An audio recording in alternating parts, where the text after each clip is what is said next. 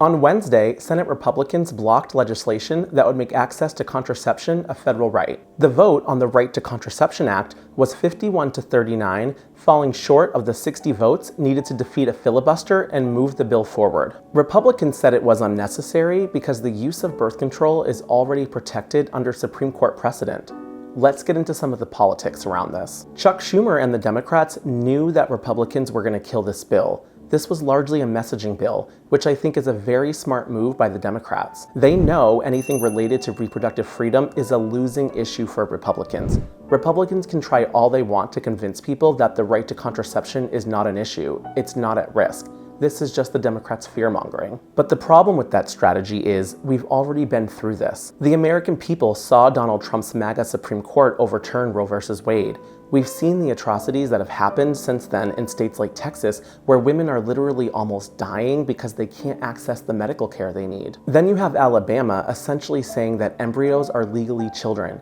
This is an easy narrative for Democrats to paint for Americans. We just need to do our job and tell people. When Democrats are running the government, we look to protect your rights. Republicans want to get involved in your medical decisions and control women's bodies. There was a recent survey that found 1 in 5 Americans already believe the right to contraception is under threat. That's about 20%. And Democrats definitely have an opportunity to increase that number if they can effectively communicate this message. Just recently, Donald Trump on television admitted that he would consider supporting restrictions on contraception. Do you support any restrictions on a person's right to contraception?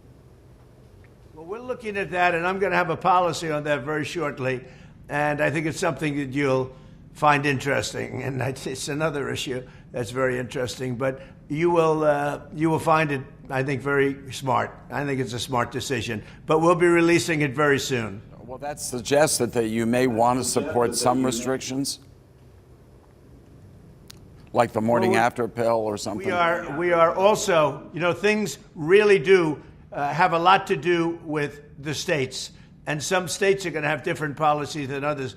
But I'm coming out within a week or so with a very comprehensive policy, which I'll get to you immediately. Okay. Republicans are not hiding what they are up to. The writing is on the wall. Let's not forget that Clarence Thomas wrote in his concurrent opinion to the Dobbs decision that overturned Roe v. Wade that he wants to reconsider other Supreme Court rulings. He specifically mentioned Griswold on the right to contraception. He mentioned Lawrence v. Texas on the right to same-sex intimacy. So we are talking about states potentially being able to ban gay sex. That's what our MAGA Supreme Court might think is okay. And he mentioned Obergefell, which protects gay marriage.